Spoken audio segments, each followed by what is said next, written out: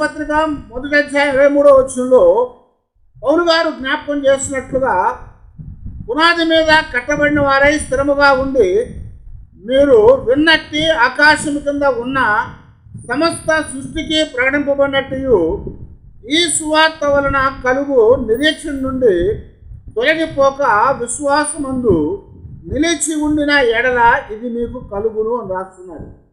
ఏమి మన జీవితాల్లో కలగాలి, ఏమి మనం కలిగినటువంటి వారంగా జీవించాలంటే ఇక్కడ పౌలు గారు ఏం చెప్తున్నాడంటే మనము స్థిరముగా కదలకుండా దేవునిలో ఉండేవారంగా, అంటే దేవునిలో ఉండేవారంగా అంటే ఇక్కడ అనేకమైన విషయాలు జ్ఞాపకం చేశాడు. విశ్వాసంలో స్థిరముగా ఉండాలి, నిరీక్షణలో స్థిరముగా ఉండాలి, సువార్తలో స్థిరముగా ఉండాలి అని జ్ఞాపకం చేస్తూ వస్తున్నాడు అనమాట. ఎందుకనంటే కొలసీలో ఉన్నటువంటి ఆ యొక్క విశ్వాసులు దేవుని యొక్క సన్నిధిలో స్థిరత్వాన్ని కోల్పోయారట. వారు లోక సంబంధమైనటువంటి అనేకమైన వాటి యందు మరి ఉంటూ దేవునికి దూరంగా ఉన్నారు. అందుకని వారి యొక్క విశ్వాస జీవితాన్ని ప్రోత్సాహం చేయటానికి, వారు దేవునితో జీవించేటట్లుగా వారిని దేవుని దగ్గరికి తీసుకురావటానికి పౌలు గారు ఈ మాటలు రాస్తూ వచ్చాడు. అంతేకాకుండా ఆదిమ సంఘంలో ఉన్నటువంటి అనేకమైన హింసలు కలిగినప్పటికి కూడా ఆ బాధలలోంచి వారు విశ్వాసంలో తొలగిపోకుండా దేవుల్లో జీవించారు, నిరీక్షణలో జీవించారు, విశ్వాసంలో జీవించారు. మరి అనేకమైన విషయాలందు దేవుణ్ణి పట్టుకొని వారు స్థిరులుగా ఉన్నారు అని జ్ఞాపకం చేస్తున్నారు. అందువరకే వాళ్ళు వెళ్ళిపోయినటువంటి వారిని మరలా దేవుని దగ్గరకు తీసుకురావటానికి ఆయన ఈ మాటలు రాస్తూ వచ్చారు. ఇంకా మనం జాగ్రత్తగా చూస్తూ ఉంటే ఎందుకు మనం స్థిరులుగా ఉండాలని చెప్తున్నాడంటే మన యొక్క నిరీక్షణలో నుంచి మనం దూరంగా వెళ్ళిపోకుండా మనని మనం చూసుకోవాలంటున్నాడు. కారణము మన దేవుడు స్థిరముగా ఉన్నటువంటి వాడు, ఆయన కదలని వాడు. అందుకే దేవుడు వాక్యంలో రాస్తుంటాడు కదా, ఆయన ఎలాంటి వాడయ్యా అంటే యాకోబు చెప్పినట్టుగా గమనములు లేనివాడు అని చెప్తున్నాడు. గమనాలు లేనటువంటి వాడు, అస్థిరమైనటువంటి వాడు కాడు అని జ్ఞాపకం చేస్తున్నాడు అన్నమాట. మనకు మరి సువార్త అనేది కూడా ఒక నిలకడైన సువార్తను ఇచ్చాడు. దేవుని రాజ్యమైంది ఒక నిలకడైంది, ఏది కూడా దాన్ని కదల్చజాలడు. అందుకనే యేసు ప్రభువులో చెప్పారు, దేవుని రాజ్య పునాదులు ఏది కదిలించలేదని చెప్పాడు. కాబట్టి మనము కూడా ఆయనలో, ఆయన నిరీక్షణ యందు, ఆయన విశ్వాసమందు, ఆయన సువార్త యందు మనము స్థిరులుగా ఉండేటువంటి వారంగా మనం ఉండాలని ఆయన కోరుకుంటా ఉన్నాడు. ఆ దినాల్లో ఎక్కువగా మరి జ్ఞాన తత్వం అనేది ఉంది, నాస్టిజం అంటారు. వాళ్ళ ఆలోచన ఏంటంటే జ్ఞానాన్ని పొందితే దేవుణ్ణి చూస్తాము, దేవుని దగ్గరికి వెళ్తాము అనేటువంటి ఒక సిద్ధాంతం లేకపోతే ఒక ఫిలాసఫీ అనేది ఆ దినాల్లో ఉంది. అందుకొరకే వారు ఎక్కువగా దేవుళ్ళలో నుంచి తొలగిపోయి లోక సంబంధమైన జ్ఞానం కోసం పరిగెడతా వచ్చారు. ఆ దేవుళ్ళలో నుంచి తొలగిపోయి లోక సంబంధమైన జ్ఞానం కొరకు పరిగెడుతున్నారు. కాబట్టి వాళ్ళని దేవుళ్ళలో స్థిరముగా ఉండాలని పౌలు గారు హెచ్చరిస్తూ వచ్చాడు. దానికి కారణం చేత ఇక్కడ మనం గమనించినప్పుడు ఇదే 2వ అధ్యాయంలో 3వ వచనంలో ఏమైనా జ్ఞాపకం చేశాడు ఆయన, బుద్ధి జ్ఞానము వాటి సర్వ సంపదలు యేసు క్రీస్తు వారి యందు గుప్తమై ఉన్నాయని చెప్తున్నాడు. మీరు జ్ఞానము కొరకు పరిగెడుతున్నారు. జ్ఞానం అనేది మిమ్మలను దేవుణ్ణి చూసేటట్లుగా, దేవుని దగ్గరికి తీసుకెళ్లేటట్లుగా, మోక్షానికంటే ఒక ఆనందకరమైన స్థలంలోకి మిమ్మల్ని తీసుకెళ్తారని మీరు అనుకొని లోక సంబంధమైన జ్ఞానం కోసం పరిగెడుతున్నారు. కానీ అంతకంటే గొప్పది బుద్ధి జ్ఞానము అటు సర్వ సంపదలు కూడా యేసు క్రీస్తు వారిలోనే గుప్తముగా చేయబడి ఉన్నాయి. కనుక మీరు లోకంలో కాకుండా, లోక సంబంధమైన జ్ఞానములో కాకుండా దేవునిలో స్థిరులుగా ఉండండి అని ఇక్కడ పౌలు గారు మాట్లాడుతూ ఉన్నారు. ఇంకా మనం గమనిస్తూ ఉంటే పౌలు గారే కొరింథీయులకు రాసిన పత్రికలు కూడా ఆయన చెప్తా ఉంటాడు. 1 కొరింథీ పత్రిక 1వ అధ్యాయము 20వ వచనం నుంచి మనం చూస్తుంటే, జ్ఞాని ఏమాయను, శాస్త్రి ఏమాయను, ఈ లోకపు తర్కవాది ఏమాయను, ఈ లోక జ్ఞానము దేవుడు వెర్రితనముగా చేసి ఉన్నాడు కదా. దేవుని జ్ఞానానుసారముగా లోకము తన జ్ఞానము చేత దేవునిని ఎరుగకుండినందున సువార్త ప్రకటనయు వెర్రితనము చేత నమ్మువారిని రక్షించుటకు దేవుని దయాపూర్వకమైన సంకల్పం ఆయను అని జ్ఞాపకం చేస్తున్నాడు. దయాపూర్వకమైన సంకల్పమైంది అని చెప్తున్నాడు అన్నమాట. ఎందుకనంటే ఈ లోకంలో జ్ఞానులు ఉన్నారు. ఈ లోకంలో ఎవరున్నారట? శాస్త్రులు ఉన్నారు. ఈ లోకంలో తర్కవాదులు ఉన్నారు. ఈ లోకంలో ఎంతో జ్ఞానం ఉందని చెప్పుకుంటున్నారు. కానీ ఇక్కడ దేవుడి యొక్క దాసుడు పౌలు గారు మాట్లాడుతూ 24వ వచనంలో యూదులకేమి గ్రీసు దేశస్తులకేమి పిలవబడిన వారికేమి క్రీస్తు దేవుని శక్తియు దేవుని జ్ఞానమునై ఉన్నాడు. 25వ వచనం దేవుని వెర్రితనము మనుష్య జ్ఞానము కంటే జ్ఞానము గలది, దేవుని బలహీనత మనుషుల బలము కంటే బలమైనది. హల్లెలూయా. ఏం చెప్తున్నానంటే, ఒకవేళ ఈ లోకములో మనుషులు జ్ఞానవంతులని చెప్పుకొని దేవుడు వెర్రివాడు అనుకున్నట్లయితే, దేవుడు వెర్రివాడు అనుకున్నట్లయితే మనుషుల జ్ఞానము కంటే కూడా దేవుని యొక్క వెర్రితనము గొప్పదట. దేవుని వెర్రితనం అనేది మనుషుల జ్ఞానం కంటే గొప్పది. ఒకవేళ మీరు దేవుడు వెర్రివాడు అనుకున్నట్లయితే, దేవుని వెర్రితనం మనుషుల జ్ఞానం కంటే గొప్పదైనప్పుడు మరి మనుషుల యొక్క వెర్రితనం అది ఇంకెంత పనికిమానంగా ఉంటుంది, అది ఇంకెంత లెక్కలేనిగా ఉంటుంది. అందుకొరగా ఇక్కడ చెప్తున్నాడు, ఒకవేళ దేవుడు మీరు వెర్రివారు అనుకునే జ్ఞానం వలన దైవత్వాన్ని, లేకపోతే జ్ఞానం వలన మరి ఆ మోక్షాన్ని, లేకపోతే ఆనందకరమైనటువంటి ఆ స్థలాన్ని మనం చేరుకుంటామనుకొని మీరు దాని కొరకు పరిగెత్తినట్లయితే దాని ద్వారా మీరు ఏమీ సంపాదించలేరు. ఎందుకంటే లోక జ్ఞానము వెర్రితనము అంటున్నారు. లోక జ్ఞానాన్ని దేవుడు వెర్రితనముగా ఎంచాడు. అందువలన దేవుని యొక్క సన్నిధిలో మన జీవితాల్లో మనము దేవుని యొక్క జ్ఞానమందు, లేకపోతే దేవుని యొక్క విశ్వాసమందు, దేవుని యొక్క నిరీక్షణందు, దేవుని యొక్క సువార్త యందు బలవంతులంగా మనము ఉండాలి, స్థిరులుగా మనం ఉండాలి అని చెప్తా వచ్చాడు. ఆ స్థిరత్వం అనేది మన జీవితాల్లోకి కావాలని జ్ఞాపకం చేస్తున్నాడు. ఆ స్థిరులుగా లేకపోతే అస్థిరులు అయినట్లయితే మనం కొట్టుకొని పోయే వారంగా ఉంటాము. అందుకనే కీర్తన కూడా ఏమంటాడు, దుష్టుడు గాలికి కొట్టుకొని పోవు కొట్టులాగా ఉంటాడు అంటున్నాడు. కానీ దేవుని పిల్లలు ఎలాగుంటారట? వారు గట్టి గింజల్లాగా ఉంటారని చెప్తున్నారు. అందుకరికే మన జీవితాల్లో దేవుని యందు నిలకడంగా ఉండాలి, దేవుని యందు స్థిరముగా ఉండాలి, దేవుని యందు కదలకుండా ఉండేటువంటి వారంగా మనము ఉండాలి అని దేవుని యొక్క వాక్యం ద్వారా దేవుడు జ్ఞాపకం చేస్తున్నాడు. మనము దేవుని యొక్క సన్నిధిలో దేవునిలో స్థిరత్వాన్ని కలిగేటువంటి వారంగా ఉండాలి, పునాది వేసినటువంటి వారంగా ఉండాలి. ఆ పునాది అనేది మనకి చాలా ప్రాముఖ్యమైందని చెప్తున్నారు. అందుకనే పౌలు గారే మాట్లాడుతూ ఎఫెసీ రాసిన పత్రికలో 2వ అధ్యాయమందు 20వ వచనములో క్రీస్తు యేసే ముఖ్యమైన మూలరాయి ఉండగా అపోస్తలులను ప్రవక్తలను వేసిన పునాది మీద మీరు కట్టబడి ఉన్నారు అని జ్ఞాపకం చేస్తున్నాడు. ప్రతి కట్టడమును ఆయనలో చక్కగా అమర్చబడి ప్రభువునందు పరిశుద్ధమైన దేవాలయ మగుటకు వృద్ధి పొందుచు ఉన్నది. హల్లెలూయా. దేవుడే పునాదిని వేశాడు, దేవుడే బండై ఉన్నాడు. ఆ యొక్క బండ మీద పునాదిలో మనము కట్టబడాలి. ఆ పునాది మీద మనం కట్టబడటానికి ఆ యొక్క బండ అనే క్రీస్తు మీద అపోస్తలులు పునాది ప్రారంభించారు. ఆ పునాది ఎలాంటిది అంటే స్థిరమైనటువంటి పునాది అని చెప్తున్నారు. ఆ పునాది మీద మనం కట్టబడాలి. పునాది మీద మనం కట్టబడినటువంటి వారమైతే కానీ మనం స్థిరులుగా ఉండలేము.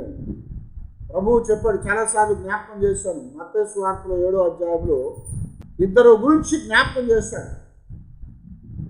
ఆయన ఏమంటున్నా అంటే ఎవడైనా సరే నా మాట వింటే ఇలా ఉంటారు అని చెప్పి పునాది గురించి చెప్తా వచ్చాడు. ఒకడేమో లోతుగా తవ్వి బండ కనపడే వరకు ఆ యొక్క మట్టి అంతా తీసివేసి బండ మీద నుంచి పునాది ప్రారంభించాడు. అది చాలా ఆలస్యమైంది, చాలా ఖర్చు అయింది, చాలా ప్రయాస అయింది. అయితే చాలా సమయానికి చాలా ప్రయాసతో ఖర్చుతో ఆ ఇల్లు కట్టుకున్నాడు.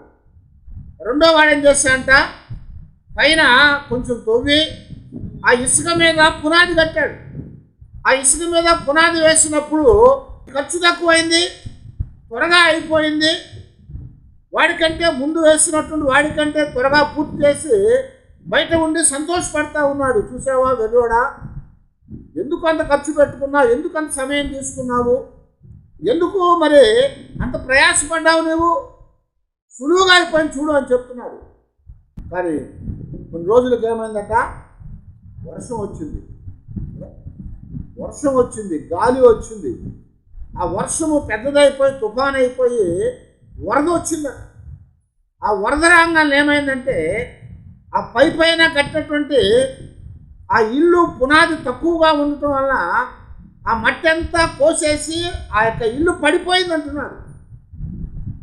అయితే లోతుగా తవ్వి బండ మీద పునాది వేసిన వాడు ఎలాగున్నాట, అది స్థిరముగా ఉన్నాడు అని చెప్తున్నాడు. అందుకనే ఎవడైనా సరే నా మాట విన్నట్లయితే వాడు బండ మీద పునాది వేసిన ఇంటి వలె వాడు స్థిరముగా ఉంటాడని చెప్పాడు ప్రభు. కాబట్టి ఆ బండ క్రీస్తై ఉన్నాడు. ఆ బండ మీద మనం పునాది కట్టుకోవాలి. ఆ బండ మీద ముందుగానే అపోస్తులు ఏం చేశారంట, పునాదిని ప్రారంభించారు.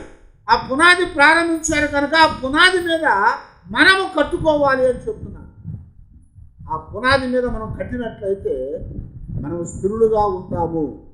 ఆ స్థిరులుగా ఉన్నప్పుడు అస్థిరత్వం అనేది మనలో లేకుండా మనం ఎల్లప్పుడూ కూడా దేవుల్లో సంతోషించే వారంగా, దేవుడు ఇచ్చే వాటిని మనం పొందగలిగే వారంగా మనం ఉండగలుగుతాం. అందుకని ఆ వచనం ఏమన్నాడు, ఇది మీకు కలుగును అని రాస్తున్నాడు.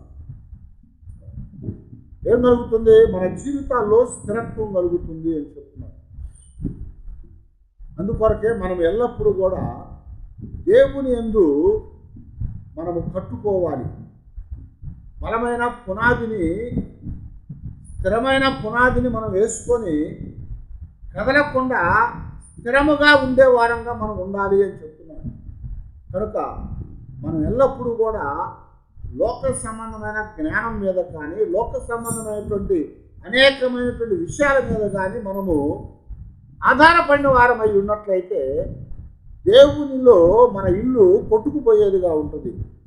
దేవునిలో మన ఇల్లు కొట్టుకుపోయినట్లయితే మనము దేవుని యందు కానీ, దేవుని సువార్త యందు కానీ, విశ్వాసం యందు కానీ, నిరీక్షణ యందు కానీ నిలబడకుండా జారిపోయేటువంటి వారంగా మనం ఉంటాము.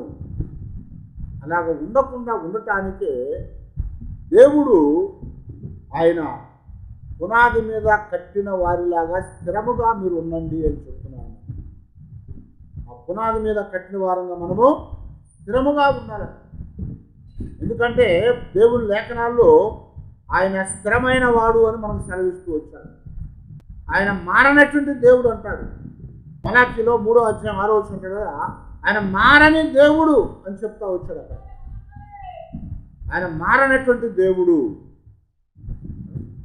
అంతేకాకుండా సంఖ్యాకాండం 23వ అధ్యాయము 19వ వచనం అంటాడు కదా, ఆయన మాట తప్పని దేవుడు అని చెప్తున్నాడు. మాట తప్పని దేవుడు అక్కడ. ఆయన మాట తప్పడానికి ఆ దేవుడు నరమాత్రుడు కాదు అని చెప్తున్నాడు. ఇంకా మనం గమనిస్తూ ఉన్నట్లయితే దేవుని యొక్క సన్నిధిలో హెబ్రీ పత్రికలో కూడా 13వ అధ్యాయంలో ఏమని రాస్తున్నాడు, దేవుడు నిన్న నేడు నిరంతరము ఏకరీతిగా ఉన్నటువంటి వాడు. ఆయన నిన్న నేడు నిరంతరము ఏకరీతిగా ఉన్నవాడు అంటే దాని అర్థం ఏంటంటే ఆయనలో ఏ చంచలత్వం లేదు. చాలామంది స్థిరత్వం లేకుండా ఉంటారు. కొద్దిసేపు ఇక్కడ, కొద్దిసేపు అక్కడ, లేదా ఒకసారి ఈ మాట, ఇంకోసారి ఇంకో మాట చెప్తూ ఉంటారు. వాళ్ళలో స్థిరత్వం ఉండదు. కానీ దేవుడు అంటున్నాడు కదా, ఆయన స్థిరుడైనటువంటి వాడు.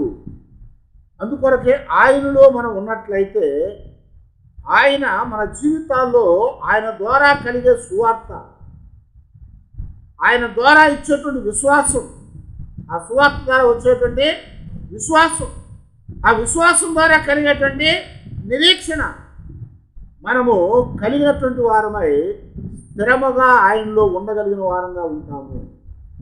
కాబట్టి మనం ఎల్లప్పుడూ కూడా దేవుని యందు సంతోషంతో ముందుకు సాగటానికి దేవుని యొక్క సన్నిధిలో స్థిరులుగా మనం ఉండాలి అని చెప్తున్నాము.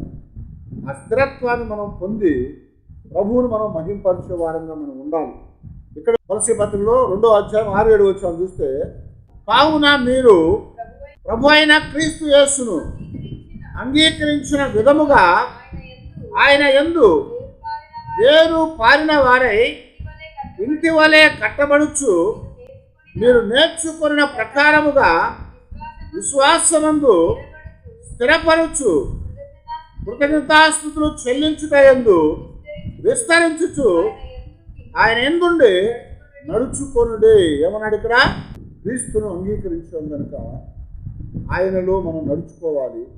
ఆయనలో మనం నడుచుకోవాలంటే ఆయనలో మనం వేరు పారాలి అన్నాడు.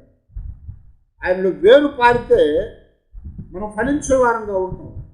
ఆయనలో స్థిరముగా ఉంటే మనం ఫలించే వారంగా ఉంటాం. అందుకని యోహాను సువార్తలో కూడా 15వ అధ్యాయంలో యేసు ప్రభువు ఏమని జ్ఞాపకం చేస్తున్నాడు? ఇదిగో మీరు నాలో ఉంటేనే కానీ ఫలించరని చెప్తున్నాడు. ఆయనలో ఉంటేనే మనం ఫలించగలుగుతాం. ఆయనలో లేకపోతే మనము ఫలించలేమని చెప్తున్నాడు అన్నమాట. నా యందు నిలిచి ఉంటే కానీ మీరు ఫలింపరు. నా యందు నిలిచి ఉండని వాడు ఏమవుతాడట? వాడు వాడిపోయి రాలిపోయిన తీగలాగా అవుతాడని చెప్తున్నాడు. కనుక దేవునిలో మనము స్థిరముగా ఆయన్ని అంటుకట్టుకొని ఉండాలంటున్నాడు. ఆయన్ని అంటుకట్టుకొని ఉన్నప్పుడు స్థిరత్వాన్ని కలిగి ఉంటాం. అందుకొరకే ఎల్లప్పుడూ దేవునితో మీరు ఉండండి అని చెప్తూ లోక సంబంధమైన వాటి మీద మీరు ఆధారపడద్దు. లోక జ్ఞానాన్ని మీరు అనుసరించినట్లయితే అది కొంతవరకే మనకు ప్రయోజనకరము, కొంతవరకే ప్రయోజనకరం. అందుకనే పౌలు గారు తిమోతికి రాసిన పత్రికలో ఆయన జ్ఞాపకం చేస్తూ ఆయన చెప్తూ ఉంటాడు కదా, 1 తిమోతి పత్రిక 6వ అధ్యాయం 6వ వచనంలో, సంతృప్తి సహితమైన దైవభక్తి గొప్ప లాభ సాధకమై ఉన్నది. మనం ఈ లోకములోనికి ఏమీ తేలేదు, దీనిలో నుండి ఏమీ తీసుకొని పోలేము. చూసారు ఏమన్నాడు? లోకంలో మనము ఆధారపడకూడదు. లోక సంబంధమైనటువంటి జ్ఞానాన్ని కానీ లోక సంబంధమైనటువంటి ఆ యొక్క ఈవుల ఎందు కానీ మనము ఆశపడి లేకపోతే వాటి ఎందు మనం స్థిరముగా ఉన్నాం అనుకోకూడదు అంటున్నాడు. అలాగ అనుకోకుండా ఏం చేయాలంట?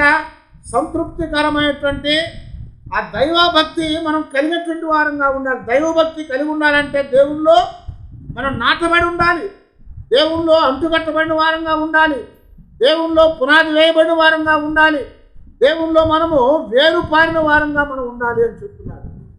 వేరు ఎంత లోతుగా పారితే అంత స్థిరముగా చెట్టు ఉంటుంది. ఆ చెట్టు బలంగా ఉండాలంటే వేరు అనేది దానికి చాలా ప్రాముఖ్యమైనది. మనకు పైకి మాత్రమే చెట్టు కనపడుతూ ఉంటుంది, కానీ ఆ చెట్టు నిలబడిందంటే దాని అర్థమేంటి తెలుసా?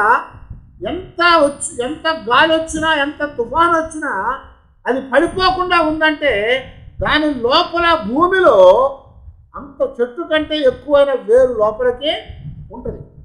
అందువల్ల అది పెకిలింపబడదు. ఎందుకంటే పైన చెట్టు కంటే ఎక్కువ వేరు లోపల ఉంటుంది. ఆ వేరు ఏం చేస్తూ ఉంటుంది? వ్యాపిస్తూ ఉంటుంది. ఆ వేరు విస్తరిస్తూ ఉంటుంది. అది ఎంత దూరంగా అలాగ వెళ్ళిపోయిన తర్వాత ఏమవుతుందంటే అది పక్కనే వెళ్తూ లోపలికి వెళ్తూ ఉంటుంది. అందువలన మనము ఆ చెట్టు పైన కొట్టేసినా కానీ కొంతకాలానికి వర్షాలు పడంగానే ఏమవుతుంది? మళ్ళా మొలుస్తూ ఉంటుంది, అది మళ్ళా చిగురిస్తూ ఉంటుంది. కారణం ఏంటి? ఆ వేరు ఎక్కడో లోపలికి ఉందని. అందుకొరకే ఇక్కడ దేవుడు చెప్తున్నాడు, సంతృప్తి సహితమైనటువంటి దైవభక్తి గొప్ప లాభసాధకమై ఉంది. ఈ లోకంలో ఉన్నటువంటి వాటి మీద మనము మనసు ఉంచినట్లయితే, ఈ లోక సంబంధమైనటువంటి వాటిని మనము ఆధారం చేసుకున్నట్లయితే అది మనకి ఇబ్బంది కలిగించేది. అందుకని ఇక్కడ ఏమన్నా అంటే, మనం ఈ లోకంలోకి ఏమీ తేలేదు, దీనిలో నుంచి ఏది కూడా తీసుకొని పోలేము కనుక అంటున్నాడు. ఇక్కడ నుంచి ఏది తీసుకొని రాలేము, ఇక్కడ ఏది తీసుకొని రాము. అయితే ఇక్కడ వచ్చిన తర్వాత ఇక్కడ నుంచి మనం తీసుకెళ్ళగలిగేది ఏదయ్యా అంటే, దేవునిలో మనకున్నటువంటి ఆ మంచితనము, లేకపోతే దేవునిలో మనకున్నటువంటి ఆ విశ్వాసం అనేది, దేవునిలో మనకున్నటువంటి జీవితం అనేది. అందుకనే ప్రభు జ్ఞాపకం చేస్తున్నాడు, వారి క్రియలు వారి వెంట పోవును అని చెప్పాడు. ఏమన్నాడు?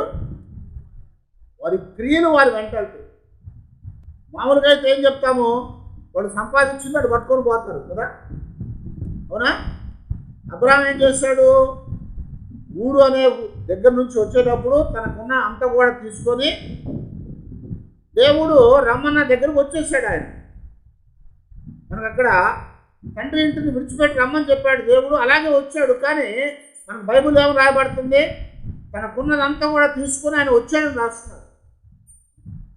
ఆయనకి ఏమైతే ఉందో సంపద, అంటే పశువులు, మందలు, ఆయనకున్నటువంటి అనేకమైనటువంటి ఆస్తిపాస్తులు అన్నీ తీసుకొని ఆయన వచ్చేసాడు.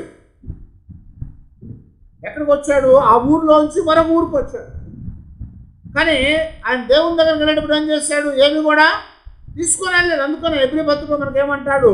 అదిగో ఆయన పునాదులు కలిగిన ఆ పట్టణం కొరకు ఎదురు చూస్తూ ఉన్నాడట. పునాదులు కలిగినటువంటి ఆ పట్టణం కొరకు ఆయన ఎదురు చూస్తూ ఉన్నాడు.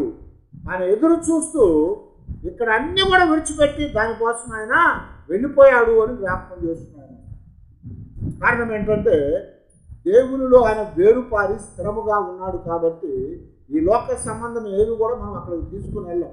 కనీసం శరీరాన్ని కూడా మనము తీసుకుని వెళ్ళాం. అందుకని ఏం చెప్తున్నాడు పౌలు గారు? ఇదిగో రక్త మాంసములు పరలోకాన్ని స్వతంత్రించుకోలేవు, రక్త మాంసాలు పరలోకాన్ని స్వతంత్రించుకోలేవు అని చెప్తున్నాడు. పరలోకం వెళ్ళాలంటే ఈ దేహాన్ని మనం ఇక్కడ విడిచిపెట్టేయాలి. దీని అంతటి ఇక్కడ విడిచిపెట్టేసి మనం అక్కడికి వెళ్ళాలి. అంతేగాని దీన్ని తీసుకొని మనం వెళ్ళటానికి అవకాశం అనేది లేదు అని దేవుని వాక్యం ద్వారా దేవుడు మనకి జ్ఞాపకం చేస్తున్నాము. కనుక దేవుని యొక్క సన్నిధిలో మనం ఎల్లప్పుడూ కూడా దేవుని యందు విశ్వాసాన్ని మనం కలిగినటువంటి వారంగా, నిరీక్షణ కలిగినటువంటి వారంగా, ఆ నిరీక్షణలో విశ్వాసంలో మనము వేరుపారి అందులో పునాది కలిగినటువంటి వారమై అందులో స్థిరులుగా ఉండి జారిపోయేటువంటి వారంగా ఉండకూడదు. ఈరోజు మనం చూస్తూ ఉంటే లోకము చాలా భయంకరమైన పరిస్థితుల్లో ఉంది. యేసుక్రీస్తు వారు ఒక మాట చెప్పారు మత్తయి సువార్త 24వ అధ్యాయంలో, ఇదిగో నేనే క్రీస్తునని అనేకులు మీ దగ్గరికి వస్తా. కనుక మీరు మీ విశ్వాసంలో స్థిరులుగా ఉండండి, మీరు మోసపరచబడకుండా జాగ్రత్తగా ఉండండి. కాబట్టి మీరు మోసపోకుండా జాగ్రత్తగా స్థిరులుగా ఉండండి అని చెప్తున్నాడు. ఆ తర్వాత పౌలు గారు కూడా అదే మాటను జ్ఞాపకం చేస్తున్నాడు. ఇదిగో మీరు దేవుని యందు వేరుపారి పునాదిగా మీద కట్టబడినటువంటి వారై ఆయనలో మీరు స్థిరులుగా ఉండాలి, స్థిరులుగా ఉండాలి. ఎందుకంటే జారిపోయే దగ్గర ఏమవుతుంది, మనం చాలా జాగ్రత్తగా పాదాలు నిలపాలి. అందుకనే కీర్తనాకారుడు కూడా మాట్లాడుతుంటాడు, నా పాదములు జారకుండా బండ మీద ఆయన నిలిపున్నాడు అంటున్నాడు.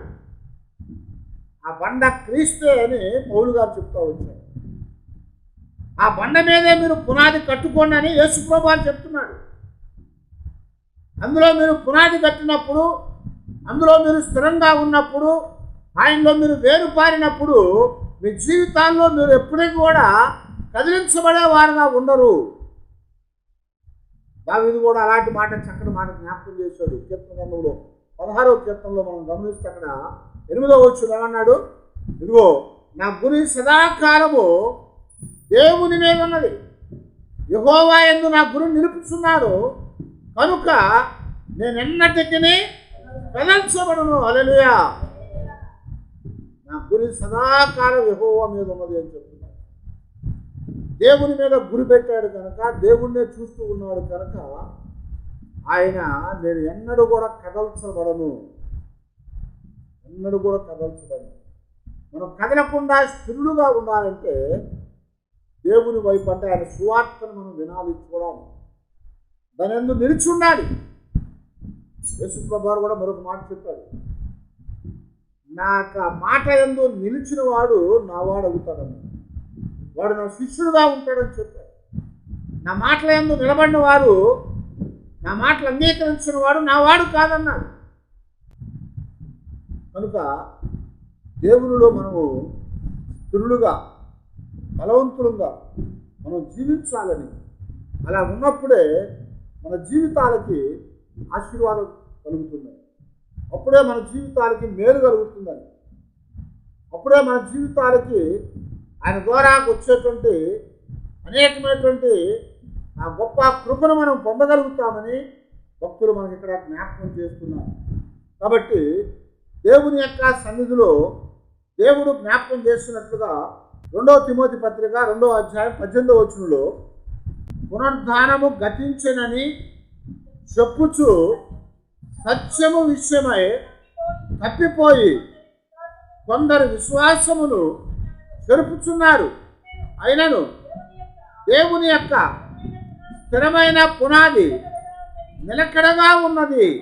ప్రభువు తన వారిని ఎరుగును అనునదియు ప్రభువు నామమును ఒప్పుకొని ప్రతివాడును దుర్నీతి నుండి తొలగిపోవలెను అనునదియు దానికి ముద్రగా ఉన్నది. హల్లెలూయా. ఏమనండి, పునరుద్ధానము గతించిందని చెప్పుచు సత్యము విషయములో తప్పిపోయిన వారు కొందరు ఉన్నారు. కనుక తప్పిపోయి కొందరు విశ్వాసాన్ని మరి చెరుపుతూ ఉన్నారు. అప్పుడు ఉన్నటువంటి తప్పుడు బోధనవన్నీ కూడా పునరుద్ధానం అనేది అంటే యేసు ప్రభువు కాకుండా మిగిలినటువంటి విశ్వాసులందరూ కూడా పునరుద్ధానం చెందారని, రాకడ అనేది అయిపోయిందని, పునరుద్ధానం అనేది అయిపోయిందని చెప్పి వారు సత్యం విషయంలో తప్పిపోయారట. ఆ తప్పిపోయి కొంతమంది విశ్వాసాన్ని చెరుపుతూ ఉన్నారు. ఆ మాటలు విన్నటువంటి వారు కొందరు విశ్వాసములు ఏమైపోయారు, చెదిరిపోయారు. వారిని గురించే పౌలు గారు మాట్లాడుతూ అలెగ్జాండరు హోమేని అయినటువంటి వారు విశ్వాసపు వాడ బద్దలైపోయిందంటే వారికి విశ్వాసపు వాడ బద్దలైపోయింది. వారి విశ్వాసపు వాడ బద్దలయ్యి వారు భ్రష్టులైపోయారు అని చెప్తున్నారు. ఒకసారి సముద్రంలో ఉన్నప్పుడు వాడ బద్దలైపోయిందంటే ఇంక వారు సజీవులుగా ఉండలేరు. ఆ విశ్వాసం అనే వాడ పగిలిపోయిందంటే మనము కూడా సజీవులుగా ఉండలేము. దేవుల్లో మనం చనిపోయినటువంటి వారం అవుతాం. అందుకనే యేసు ప్రభువు యోహాను గారికి చెప్పిన మాటలో ప్రకటన ఏమన్నాడు, అదిగో నువ్వు జీవించుచున్నావన్న పేరు మాత్రం నీకుంది కానీ నీవు మృతుడవే, నువ్వు చచ్చిపోయావని చెప్తున్నావు. నువ్వు జీవించే పేరు మాత్రం నీకుంది కానీ నీవు మృతుడివి అని చెప్తున్నావు. అందువలన మనం మృతి పొందినటువంటి వారంగా ఉండకుండా, పునాది మీద నుంచి జారిపోయిన వారంగా మనం ఉండకుండా, మన వేరు లోపలికి పాకి స్థిరముగా ఉండకుండా ఉండేటట్టుగా ఉండకుండా మనం జాగ్రత్తగా చూసుకోవాలి. మన వేరు లోపలికి వేరు పారాలి. మనం క్రీస్తు అనే బండ మీద పునాదిలో కట్టబడిన వారంగా ఉండాలి. దేవుడు మనకిచ్చేటువంటి ఆ సువార్తను మనం నిలిచున్నప్పుడు విశ్వాసం కలిగి ఉంటాం. ఆ విశ్వాసంలో స్థిరముగా ఉన్నప్పుడు నిరీక్షణ కలిగి ఉంటాం. విశ్వాసం అంటే ఏంటి? పౌలు గారు హెబ్రీ పత్రిక 11లో చెప్పినట్టుగా విశ్వాసం అనగా నిరీక్షించు వాటి యొక్క నిజ స్వరూపమును అదృశ్యమైనవి ఉన్నవంటకు రుజువై ఉందని చెప్పాడు. ఆ విశ్వాసములో మనము వేరుపారినటువంటి వారంగా ఉండాలి. అలాగే ఆ నిరీక్షణలో కూడా మనం వేరుపారిన వారంగా ఉండాలి. మన నిరీక్షణ ఏంటయ్యా అంటే ప్రభువు మరలా రాబోతా ఉన్నాడు. ఆయన వచ్చినప్పుడు ఆయన మనల్ని మరలా ఆయన దగ్గర ఉండటానికి తీసుకొని పోతాడు. అప్పటి వరకు కూడా మనము ఆ బండ మీద పునాదిగా వేసుకున్నటువంటి స్థిరులుగా ఉండాలి. ఆ బండ మీద వేసిన పునాదిలాగా స్థిరంగా ఉండాలి. లేకపోతే ఏమవుతామంటే ఈ లోకంలో కలిగే శ్రమల ద్వారా మాడిపోయినటువంటి వారం అవుతాం. యేసుప్రభు ఉపమానం చెప్పారు కదా, విత్తువాని ఉపమానం చెప్పారు. ఆ విత్తువాని ఉపమానంలో ఆయన ఏం చెప్తున్నాడు, ఆ విత్తనాలు విసిరినప్పుడు, ఆ విత్తనాలు జల్లినప్పుడు కొన్ని ఏమో ఎక్కడ పడ్డాయి, దారిలో పడ్డాయి. కొన్ని ఏమో రాతి నేలలో పడ్డాయి, కొన్ని ముళ్ళ కంపల్లో పడ్డాయి, కొన్ని మంచి నేలలో పడ్డాయి. ఆ రాతి నేలలో పడ్డ ఏమైనాయి, అవి మొలిచినాయి. కానీ వాటికి మన్ను లేకపోవటం ద్వారా, నీరు లేకపోవటం ద్వారా ఆ వేరు ముందుకు సాగలేక అవి చచ్చిపోయి అని చెప్పారు. కనుక మన జీవితాల్లో అలాగ ఉండకుండా ఆయనలో మనం ఉండాలి. ఆయన ద్వారా మనము ముందుకు సాగాలి. ఆయనలోనే మనము స్థిరులుగా ప్రభుతో జీవించే వారంగా మనం ఉండాలి.